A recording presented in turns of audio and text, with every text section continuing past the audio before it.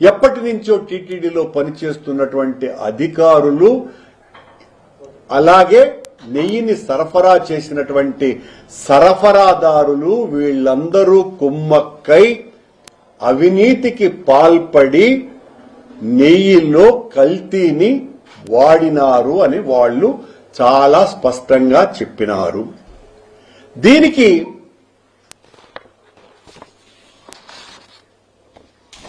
ఏ కంపెనీలైతే నెయ్యిని సరఫరా చేసినాయో, ఈ కల్తీ నెయ్యిని, ఈ బోలే బాబా డైరీ అన్నటువంటిది 2018లో దాని పేరు హర్ష్ ఫ్రెష్ డైరీ. ఈ హర్ష్ ఫ్రెష్ డైరీ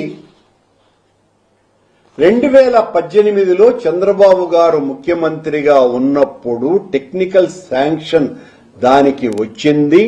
ఆ తర్వాత వాళ్ళు టెండర్ వేయటం జరిగింది.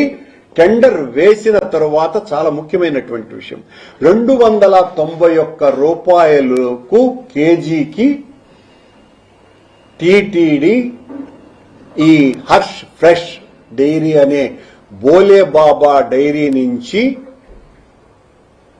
టీటీడీ నెయ్యిని కొనుగోలు చేసింది. అంటే చంద్రబాబు గారి సమయంలోనే ఈరోజు నిందితుడుగా సిట్ పేర్కొన్నటువంటి కల్తీ నెయ్యిని తయారు చేసిన ప్రధాన నిందితుడైనటువంటి బోలేబాబా డైరీ చంద్రబాబు టైంలో కూడా నెయ్యిని సరఫరా చేసింది అన్న విషయం సిట్ స్పష్టంగా పేర్కొన్నది. అలాగే ఇంకొక నిందితుడుగా ఉన్నటువంటి ప్రీమియర్ డైరీ అన్నటువంటిది, వీడు కూడా, ఈ కంపెనీ కూడా కల్తీ చేసింది అన్న విషయాన్ని వాళ్ళు చెప్పినారు సిట్. ఇదే ప్రీమియర్ డైరీ 2013 నుంచి 2013లో 273 రూపాయలకు, 2016లో 332కు, 2016 సెప్టెంబర్లో 364 రూపాయలకు, ఏప్రిల్ 17లో ప్రీమియర్ డైరీ 411 రూపాయలకు, అక్టోబర్ 17లో ప్రీమియర్ డైరీ 378 రూపాయలకు, జనవరి 28, 2018 ప్రీమియర్ డైరీ 320 రూపాయలకు, ఆగస్టు 19 మేము అధికారంలోకి వచ్చిన తరువాత 389 రూపాయలకు ఈ ప్రీమియర్ డైరీ చంద్రబాబు గారి టైంలోనే అత్యధిక సార్లు, దాదాపు 90% పైగా, ఈరోజు ప్రధానమైనటువంటి నిందితులలో ఒకరైన డైరీ సంస్థ అయిన ప్రీమియర్ డైరీ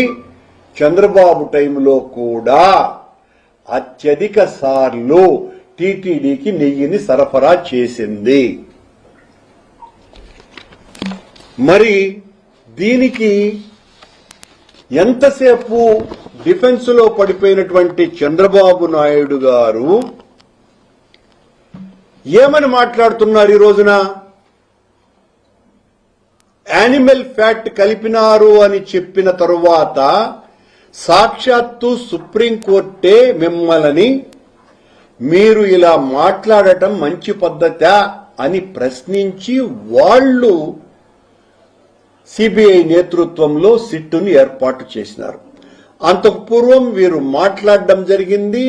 మొదట జూలై నెలలో 2024లో శ్యామలరావు గారు ఈవోగా వెజిటబుల్ ఆయిల్ కలిపారు అన్నటువంటి రిపోర్టు ఎన్డీడీబీ నుంచి వచ్చింది అని